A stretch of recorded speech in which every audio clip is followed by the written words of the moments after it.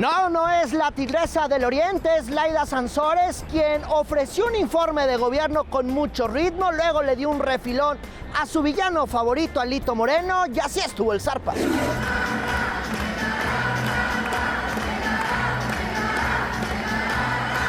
Yo sé qué querés, que llegue el martes el jaguar.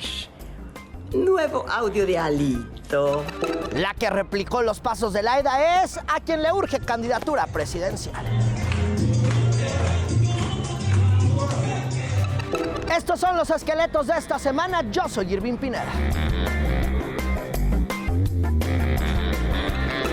Tiroteos, narcobloqueos, quema de automóviles y hasta ataques a civiles son las imágenes que hemos visto la última semana en algunos estados del país. Del 9 al 14 de agosto, el Gabinete de Seguridad ha documentado al menos 250 homicidios dolosos. Los estados donde mayores hechos relevantes de violencia se reportaron fueron en Jalisco, Guanajuato, Baja California y Chihuahua. En Chihuahua, donde hubo ataques a la población civil, pero vamos desmenuzando poco a poco qué fue lo que ocurrió. Apenas arrancábamos la semana cuando en Jalisco hubo una reunión de dos delincuentes del cártel Jalisco. El RR y el La Paz se reunieron en un poblado, en un municipio pequeño de Jalisco. Se dice que para revisar lo que será la sucesión del cártel Jalisco, ahí lo sorprendió un operativo del ejército mexicano y esto derivó en narcobloqueos en Jalisco. Guanajuato también incendiaron algunas tiendas comerciales. Sí hubo detenidos por estos hechos. La mayor preocupación se dio en Jalisco. Fue producto de un operativo que fuerzas federales realizaron en el municipio de Ixtlahuacán del Río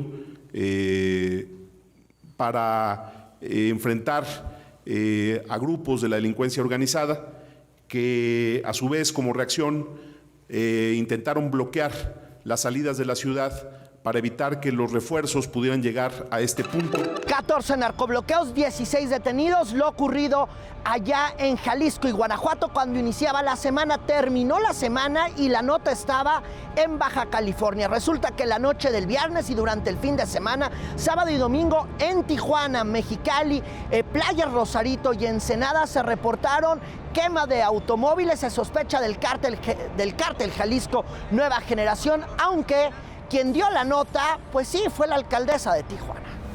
Y también les pedimos que cobren las facturas a quienes no les pagaron lo que les deben, no a las familias, no a los ciudadanos que trabajan. Ya después de sus polémicas declaraciones, por decir menos, la alcaldesa dijo que aumentarán los recorridos policíacos en Tijuana.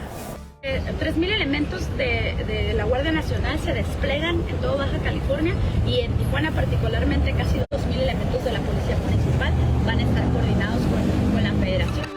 Aunque me parece que el hecho más relevante ocurrió el jueves pasado en Ciudad Juárez, Chihuahua. Esto cuando se enfrentaron los Chapos y los Mexicles al interior del penal de Ciudad Juárez, Chihuahua. Ahí abatieron a dos miembros de los Mexicles, que es una banda que labora para el cártel de La Línea. Se pelearon en represalia. Los Mexicles decidieron sacar a los delincuentes que tienen en las calles, a organizar narcobloqueos y atacar a la población civil. Un ataque a la población civil. El saldo de 9 muertos confirmado por el presidente López Obrador.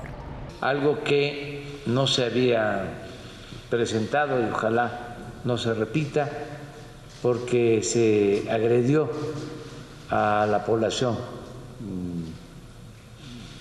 civil inocente, como una especie de represalia. En ese ataque de los Mexicles, lamentablemente falleció Alan González. Era un locutor de radio que estaba con su equipo afuera de una plaza comercial promocionando boletos para un concierto que se iba a celebrar el sábado en Ciudad Juárez, Chihuahua. Ahí los sicarios de los Mexicles llegaron y mataron ese equipo de radio. Esta fue el último enlace que tuvo Alan González. Te seguimos esperando. Estamos en Ejército Nacional frente a Little Caesar, así es de que no te puedes perder este gran evento que ya es este sábado. Desde luego un abrazo solidario a todas las familias de las personas que lamentablemente perdieron la vida en Ciudad Juárez, Chihuahua, la semana pasada. De esto platiqué con Ricardo Mejía, que es el segundo hombre más fuerte de la Secretaría de Seguridad Pública, el hombre que está encargado de lo que son las estadísticas y los hechos y contabilizar los hechos de violencia y que no hay impunidad. Platicamos hace unos días con él, esto es lo que dijo. Ricardo Mejía es el segundo hombre más importante de la Secretaría de Seguridad Pública. ¿Cómo estás, Ricardo? Qué gusto verte. Muy bien, Irving, un gusto saludarte a ti y al auditorio. Oye, tiene mucho que no te veo, la verdad, pero la última vez que platicaba contigo era cuando eras diputado, eras un diputado de oposición y hoy, pues, en el gobierno. ¿Cómo ha sido este cambio? Pues como recordarás, fue una legislatura muy intensa, la 62, y ahí pues realmente nosotros fuimos los opositores al Pacto por México y a las reformas estructurales de Enrique Peña Nieto y todo el trabajo que hicieron con el bloque del PRI, PAN y PRD. Y bueno, ahora que estamos con el presidente Andrés Manuel López Obrador en el gobierno de la Cuarta Transformación, pues es al contrario, es tratar de empujar los cambios y las transformaciones que ese bloque de aquella legislatura nos impedían. En materia de seguridad, ¿en qué punto está México? ¿En qué punto estamos cuando hemos visto pues hechos preocupantes la última semana? Bueno, mira, tenemos que medirla en dos dimensiones. En las tendencias, en lo que es los indicadores que finalmente pues, son estadísticas basadas en eventos. No son números, son hechos que se traducen en cifras. Y en ese sentido te puedo decir que hay una mejoría pues, prácticamente en todos los delitos. El que ha crecido, hay que decirlo, es el tema de la extorsión, porque también la gente está acudiendo a denunciar, antes no lo hacían. Entonces las carpetas se elevan, pero es evidente que hay un incremento en el tema de la extorsión, no así en otros delitos. Pero si pasa algún evento, como los que vivimos en Guadalajara, o mejor dicho en Jalisco, en Guanajuato, pues evidentemente eso llama a toda la opinión pública y a veces se extrapola a todo el país. O sea, un evento muy impactante pareciera que está pasando en todo el país cuando realmente está focalizado. Eso no significa demeritarlo ni minimizarlo, pero sí poner en su justa dimensión. A ver, ¿la violencia entonces en México es regionalizada? Está fundamentalmente regionalizada. Podemos hablar de un bloque de 20 estados del país que tienen números muy favorables en materia de seguridad. Podemos hablar de 6 estados que tienen entre mediana incidencia y cerca de tener alta incidencia. Y tenemos 6 estados donde se concentra pues, el grueso de la problemática delictiva del país. A ver, por ejemplo, lo que pasó en Ciudad Juárez, que se pelean en una cárcel, tengo entendido, y entonces de ahí van y atacan a la población. Esto no lo habíamos visto. ¿Tan así? Bueno, te quiero decir que siempre que hay un movimiento en el Cerezo 3 de Ciudad Juárez, tiene repercusiones. Hoy fue evidentemente de mucho mayor violencia estos hechos de hace unas horas.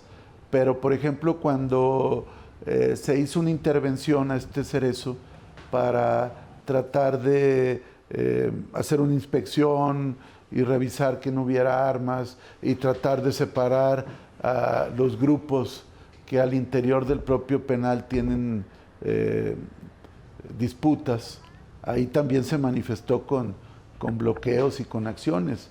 Igual cuando ha habido traslados de reos de alta peligrosidad a penales de carácter federal. Sin embargo, la diferencia entre el evento que ocurrió hace unas horas es que ahora esta célula o estas células de un grupo criminal pues atacaron a la población civil y este es un ingrediente más grave, pero ahorita está volcado toda la federación, todo el estado y el municipio y ya hubo unas primeras detenciones, como lo dimos a conocer hoy en la conferencia. ¿Quiénes son estos mexicles, Ricardo? Son, junto con otros grupos, son pandillas violentas que operan en Ciudad Juárez y que responden a otros grupos criminales de mayor calado que se dedican fundamentalmente a al narcomenudeo, a hacer halcones, es decir, a supervisar los movimientos de las fuerzas de seguridad para avisar a estos grupos delictivos, y que también cometen actos de violencia o actúan como sicarios. Aquí te quiero comentar algo, Irving. Ha habido mucha eficacia en detener a muchos de estos grupos criminales, tan es así que están en reclusión. Sin embargo, pues siguen operando y se está persiguiendo como fue el día de ayer. Pero ¿estos mexicles tienen alguna relación con alguna banda del narco, con algún cártel? Es decir, ¿con Jalisco, con Sinaloa o con alguien de ellos? Sí, ellos operan fundamentalmente unos con el grupo de La Línea, otro con el nuevo cártel de Juárez, y otros también, por ejemplo, en este incidente que hubo en el Cerezo 3, había un grupo que le llaman los Chapos, que tienen una referencia más en el grupo de Sinaloa. Okay. Y estos mexiques responden a otro grupo delictivo. Entonces realmente los hechos acontecen cuando este grupo de los mexiques atenta y agrede y asesina a dos PPLs del otro grupo, de los Chapitos o de los Chapos, y finalmente, cuando se logra someter al orden, pues empiezan ya las manifestaciones violentas que se dieron en diferentes puntos de Juárez. ¿Habrá más Guardia Nacional o militares en Ciudad Juárez? Porque yo tengo entendido que ahí ya tenían un despliegue desde hace varios meses. Hay un despliegue, hay acciones de inteligencia, ha habido detenciones muy relevantes. Sin embargo, cuando también estos grupos ven que hay una ofensiva legal del Estado, pues empiezan a tratar de actuar para contrarrestar estas acciones. Acuérdate lo que en algún momento se vivió también no ahora esto último de Guanajuato, sino anteriormente con el líder criminal que ya está sentenciado incluso por algunos delitos, el Marro. El Marro, el líder del cártel de Santa Que lo que Rosa hacía, exacto, lo que hacía era incendiar algunos vehículos en las entradas, que responde a diferentes propósitos. Uno es tratar de frenar las operaciones de las fuerzas de seguridad, y otros también tiene que ver con generar distractores para que las fuerzas de seguridad no los detengan. Pero bueno, aquí finalmente se había logrado contener, y ahora recientemente hubo nuevamente estas actividades en Guanajuato, pero se detuvieron a 11 de los generadores de violencia, y en Jalisco se detuvo a 5 también. Oye, iban a detener ustedes a un personaje que se llama el Doble R, hasta donde tengo entendido. Bueno, sobre eso ya informó la Secretaría de la Defensa Nacional. Yo me iría con lo que informó el general secretario. Estaban haciendo sus operaciones que el ejército realiza de manera permanente en el territorio, y ahí pues se da un avistamiento de grupos, y estos grupos al verse descubiertos agreden a las fuerzas de seguridad, y se dan los hechos que ya son del dominio público. Oye, tú que estás diario, porque hay que decirlo, diario tú estás en el gabinete de seguridad del presidente López Obrador, por ahí de las 5:30, 6 de la mañana tiene una reunión del gabinete, y ahí estás, pues estás tú, están los titulares de la Marina, de la de la Marina, secretaria de la Rosa Sedena, Isela que coordina. La titular Rosa Isela, y todo el mundo está. Ahí se ha dicho algo de que estos personajes del cártel Jalisco iban a grabar tal vez un video. No se ha mencionado, no está en el... Digo, ahí luego también hay muchas versiones, ¿no?, que corren. La realidad es la que te comento. Y lo que aquí habría que resaltar, Irving, es que a diferencia de antes, ahora hay un despliegue territorial en todo el territorio nacional. Creo que esa es la gran diferencia, o la primera de las grandes diferencias que hay entre la Guardia Nacional, el despliegue también de las Fuerzas Armadas, de lo que era antes la Policía Federal. Que la Policía Federal, cuando había eventos, se movilizaba desde la Ciudad de México y se quedaba temporadas. Y se iba, y a veces, pues desafortunadamente, hasta dejaron sin pagar algunos hoteles, ¿no?, que es un hecho bochornoso, sin duda. Pero ahora no, ahora hay cuarteles, hay una infraestructura, hay un despliegue, y cuando hay necesidad, pues se refuerza con más elementos, que es lo que hacen nuestras Fuerzas Armadas y de Seguridad. Por ejemplo, ¿en algún estado se reforzará en breve? Ahorita hay un reforzamiento en varios estados. Desde luego uno de ellos es Jalisco, otro es Guanajuato, también Chihuahua está reforzado, Zacatecas, Baja California. Es decir, los estados que presentan la mayor incidencia de homicidios dolosos tienen ya un despliegue de fuerzas de seguridad que están reforzando. Oye, antes de despedirme, Ricardo, ¿qué tal está Coahuila? Está muy bien. Cuando gustes una carne asada o un cabrito, está muy bien, pero puede estar mejor. Oye, ¿quieres ser tú el candidato de Morena a la gubernatura de Coahuila? Bueno, pues ya que me lo preguntas Digo, pues nadie nos ve. En uso de la libertad de expresión y la ley, porque ahora de todo se duelen las autoridades electorales, entonces quiero ser muy escrupuloso. Pero bueno, finalmente como mexicano tenemos libertad de expresión. Cuando llegue el momento electoral y la ley lo permita, seguramente vamos a participar. Sí me gustaría poder apoyar la vida política de mi estado de Coahuila, sobre todo en un momento tan importante que vive y ante la necesidad manifiesta de que haya un cambio en el estado. O sea, sí te gustaría estar en la encuesta. En la encuesta y en la boleta, ¿por qué me limitas? O sea, en la encuesta y en la boleta. ¿Qué le falta a Coahuila? Le falta libertades, le falta que la gente pueda opinar.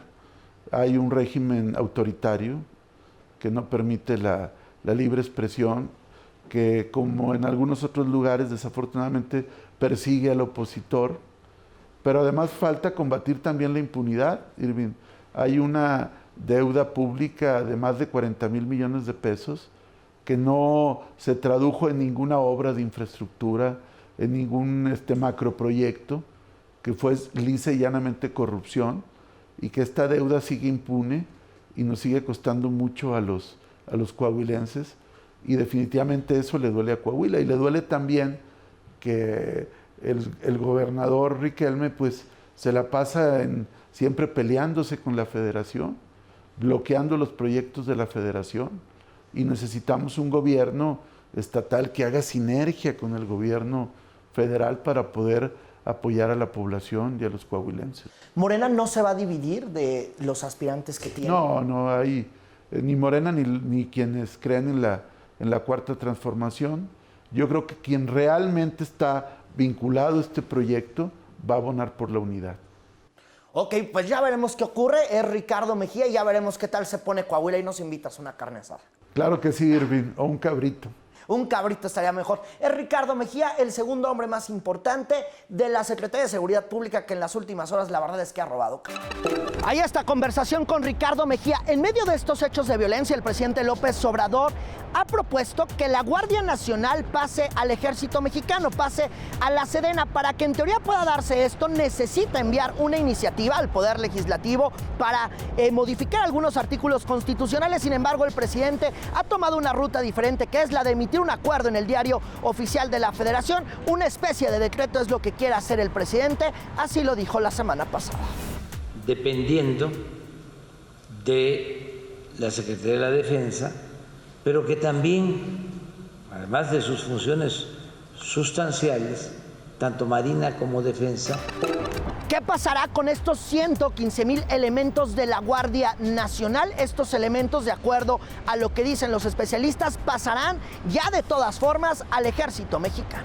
Y administrativamente ahora sí Sedena va a controlar, supongo que por ese lado va el decreto, pues sueldos, ya será formal, digamos, esa autoridad sobre los elementos de la Guardia Nacional, temas de transparencia, todo pasaría a que lo controle ya por completo Sedena. ¿Cómo está este asunto? El presidente dice que se emitirá un acuerdo, es decir, se publicará en el Diario Oficial y con esto la Guardia Nacional pasará al Ejército. Sin embargo, algunas voces aseguran que este acuerdo no se puede emitir porque primero se requiere que el Poder Legislativo avale una modificación a la Constitución. De acuerdo a los especialistas, el presidente puede emitir el acuerdo, puede decir que la Guardia Nacional pase a la Sedena y luego el Poder Judicial determinará si ese acuerdo es legal o no. En lo que se declara ese decreto, la Corte lo revoca. Supongo que vendrán amparos, vendrán algunas medidas que tomará tanto la sociedad civil. Y atención quienes viven en Ciudad de México y les gusta la fiesta. Resulta que en los últimos días en redes sociales se han publicado historias que han ocurrido en Avenida Mazarik, esquina con La Fontaine, afuera de un antro muy popular, esto allá en la zona de Polanco. Resulta que ahí se acercan algunos choferes en algunos vehículos medio lujosos, te ofrecen llevarte a tu casa, no pertenecen a ninguna aplicación, sin embargo, cuando te subes llegan los asaltos. Subes al vehículo, el conductor se pone de acuerdo pues con sus compañeros de la banda, dependiendo a dónde vayas, en qué colonia se suben, o incluso te va siguiendo otro coche y cuando hay algún alto y no hay patrullas y está oscuro, pues ahí es donde ya abordan el vehículo con violencia, puestos de acuerdo evidentemente con el conductor. No es un conductor, no es un taxista, es un secuestrador que finge ser un taxista. Y bueno, ahí es donde empieza todo el calvario y pues son secuestros express que pueden durar entre media hora y 3 horas quizá.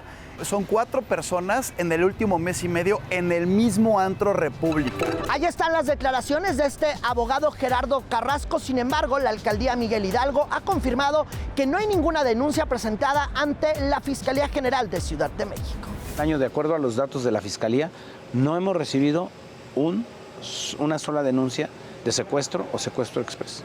Polanco es absolutamente seguro, de verdad está muy vigilado, pero además hay una baja incidencia delictiva. También en las siguientes horas se aumentará la presencia policial en esta esquina, en Mazarik y La Fontaine. Estamos atentos al tema y vámonos con Uriel para que nos cuente lo que será noticia. Adelante, Uriel. Gracias, Irving. Me da muchísimo gusto saludarte. Te mando un fuerte abrazo también para comentarte. Y hay que poner atención a más de casa porque se espera que en las próximas horas los precios en algunas marcas de leche y refrescos aumenten hasta $1. Y a partir del 2 de septiembre comenzará la construcción del acueducto El Cuchillo 2 en el estado de Nuevo León. Esto luego de un acuerdo entre el gobierno federal y esa entidad para tratar de erradicar el problema del abastecimiento de agua potable. Y desde el próximo 18 de agosto, México ya pedirá a todos los turistas de Brasil que quieran venir a nuestro país visa. La podrán tramitar haciendo su cita a través del portal www.cita.sre.gov.mx. Irving, lo que será noticia, te mando un fuerte abrazo y pórtate bien. Te aprecio estos minutos, Uriel, y vámonos a ver cómo está la pelea por ese hueso totote que se llama Estado de México. Movimiento Ciudadano ya tiene a su candidato, es un senador ya viejo conocido. El senador por el Estado de México, Juan Cepeda, que es un tipo de primera. No estamos en ninguna de las alianzas, pero no vamos solos porque vamos con las ciudadanas y con los ciudadanos del Estado de México. Ya con este destape de Juan Cepeda, miren, más o menos así va la batalla por el hueso. Morena tiene a Delfina Gómez, que ya esta semana dejó de ser la titular de Educación Pública con todo y la mega despedida que le armó el gobierno federal. Esa será la candidata de Morena. Movimiento Ciudadano tiene a Juan Cepeda, como ya lo habíamos visto, y el PAN tiene a Enrique Vargas, que es diputado local. Entonces la alineación queda Delfina, Enrique, Juan Cepeda. El PRI todavía no tiene candidata, se perfila que sea Alejandra del Moral, como ya lo platicábamos la semana pasada. ¿Y qué va a pasar en el Partido Verde? Ese partido pues tan decente, ese partido que nunca pone de antemano sus intereses. ¿Qué va a pasar con el Partido Verde? ¿Van en alianza? ¿Van solos? Aquí la respuesta. Desde que tomé la presidencia del partido, que fue a finales del 2017, es ir solo. La gente, los ecologistas estaban ya cansados de ir durante 15 años casi en alianza. Pero sí te gustaría ser candidato. Sí, por supuesto. Yo creo que más que candidato me gustaría llegar a esa máxima tribuna en donde pudiera hacer mucho bien al Estado, aportar ideas muy distintas. Así están los verdes. Estos fueron los esqueletos de esta semana. Ya saben que siempre estamos juntos en las redes sociales de Fuerza Informativa Azteca, que es @Azteca Noticias. Estamos en todas las redes sociales. Yo los espero siempre en Twitter y en Insta como Irving Pineda. Qué gusto andar por acá.